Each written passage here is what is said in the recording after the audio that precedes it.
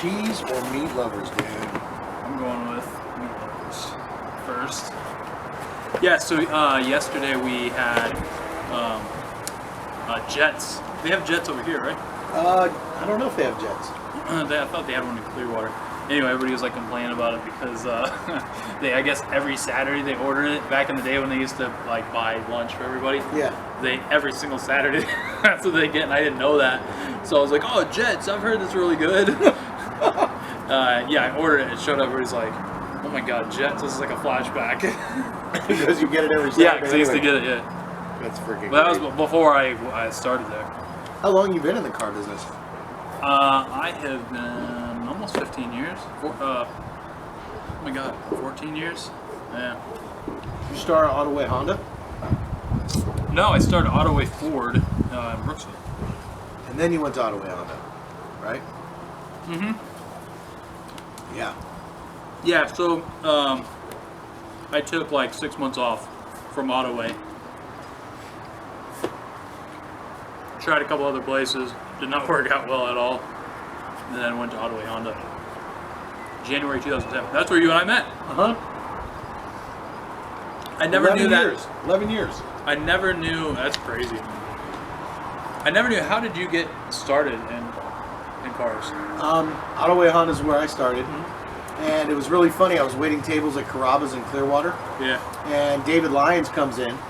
And he was with his family, his wife and kids, when they were real small. I remember that. And he was in a bad mood. It was a Saturday night because he had a rough day on the lot. And he was giving me a bunch of grief. Like, you throwing, like, I was all positive Johnny G like normal. Yeah. And he's all, like, trying to beat me down, you know, wisecracking, you know. And I just kept having a smile. And at the end of the meal, he's like, hey, you ever thought about selling cars? I said, no. He goes, why not? I said, because I want people to like me. And so he laughed. He said, here, call me, man. I think you'd be good at selling cars. You make, you know, 60 grand your first year, blah, blah, blah. Yeah. And so I thought His line about was always, it always cracked me up, and it was so true. He's like, he'd say, call me when you want to make 100 grand. You know, and he'd like flip me his car. Yeah. You did people all the time. Like we were out at, you know, like anywhere. Yeah, anywhere. Yeah, he'd be like, hey, call me if you want to make 100 grand. You remember working with him and we did that tent show? Yeah. Out in Brandon by the Brandon Town Center. You stayed the night there. I did. Yeah. Remember? We stayed there, and I thinking about Jerry the pizza. Stump? Oh my God, that was so funny, man. Kurt Steer. We found a pizza place over there, and I don't remember what it was called, but it was the best. Speaking of pizza, the best pizza I'd ever had. Thanks for at the that pizza, place. by the way. You got it. So this place is called, what is it? Jotos. They're good. Their reviews were really, really good. Yeah. They're a go-to around here in the Yin household. Yeah. So probably, I mean, it tastes kind of like Jets, the place I like. Jets is more of a chain. This is just this is a single place, or like a mom and pop place. Yeah. I think they might have a second one, but yeah, they're good. I like it. The crust is like perfect. Really good.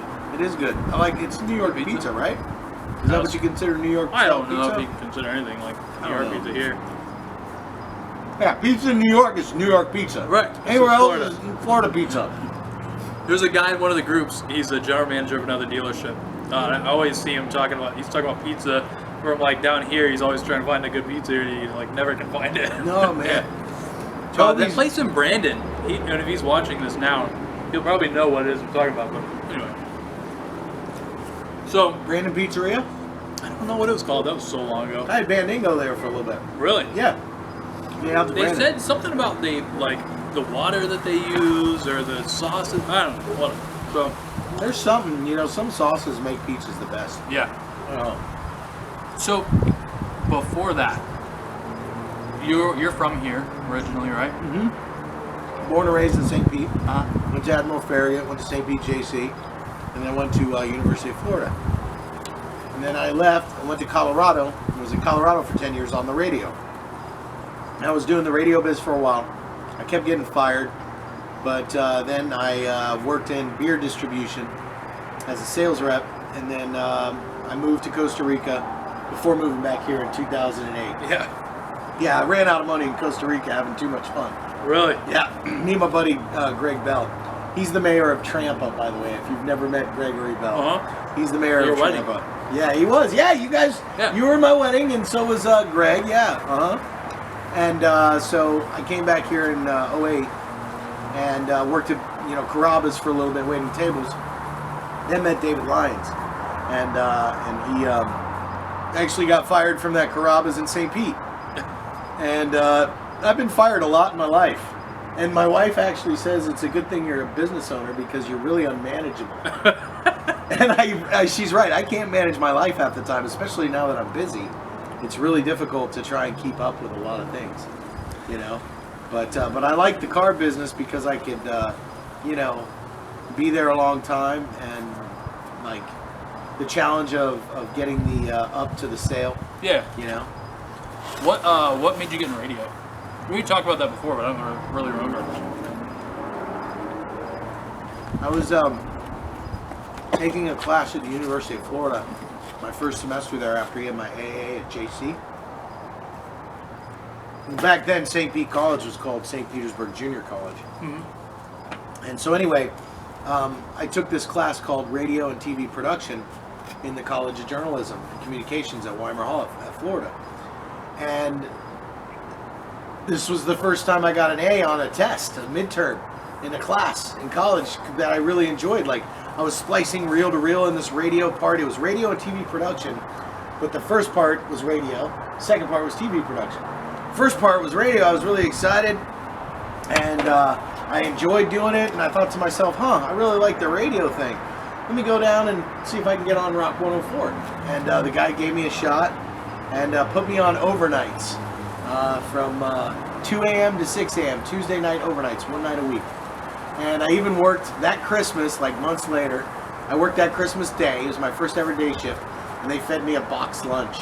It was ham and bread and mashed potatoes. And I had to work, but it was a free lunch. Yeah, That's right. all I ever got paid from Rock 104. But then I was moving to Colorado, and so I worked on an audition tape, a demo tape, with one of the station managers at WRUF at Florida, University of Florida. And I made this tape on a cassette tape, brought it with me, and I dropped it off at this station in Aspen, Colorado called KSPN, right? The Valley's Quality Rock. It was like adult album alternative, like K-Light, well, K-Light's in Colorado. Like the Dub, WDUV, yeah. It's just like that. So I kept dropping off my tape, and I eventually got hired. And then I worked there a couple of years in Aspen Radio, and I got fired. And so I was told I got a job in Colorado Springs, and I got fired again from that one. And then I went to another Colorado Springs radio station, was doing pretty good there. Then I got fired again, and so I decided to not do radio for like 3 months. I was a traffic reporter. My name was D-Tour. And so I would come on during the afternoons and mornings as a traffic reporter. How did I never know that? D-Tour. D-Tour with Timeline Traffic. Anyway, so I get a call 3 months later from the first station that hired me in Colorado Springs after I got fired in Aspen, Kilo FM, KILO. And then the guy's like, "You want to work overnights?" I go, "Sure." But I got fired. He's like, "I don't care about that. You sound pretty good as a traffic guy. I want to bring you on for overnights." So I was doing midnight to 6 a.m. For like 2 years, and then I finished out my radio career there, eventually doing nights. What made you come back here? I moved to Costa Rica because the relationship got bad in Colorado. Yeah. And I wasn't in radio anymore. I was selling beer. Yeah, that's right. Okay. Got sick of Colorado, so I moved home. And then I went to Costa Rica first, trying to get in radio in Costa Rica.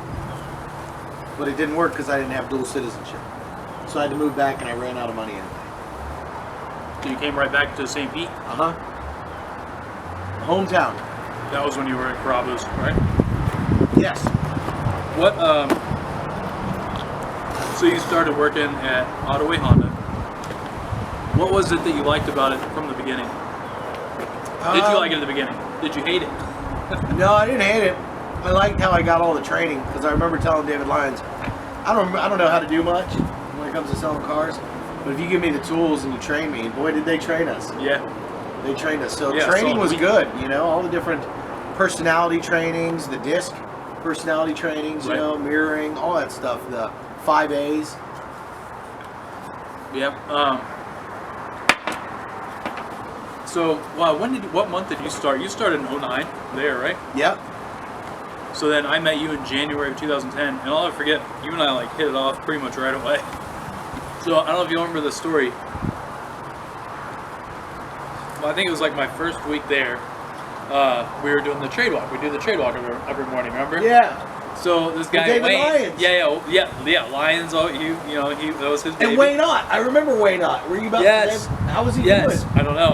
I haven't heard from him, and I don't know. Alan Elliott. Probably He was a knows. grumpy guy, but we loved Wayne. Yes. Anyway, So- trade walk. So we're on the trade walk, and this is where the grumpy old man comes in.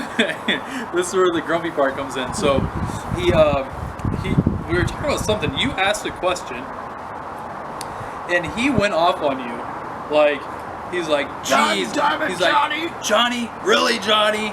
And I didn't know the guy, so I thought the way he sounded, I thought he was like, giving you crap. I'm like, dude, leave the guy alone. He's asking a freaking question because he wants to learn. Right. And my mom said there's never ever dumb question. So I'll never forget that. We're kind of like, hey, he's just grumpy like that, whatever.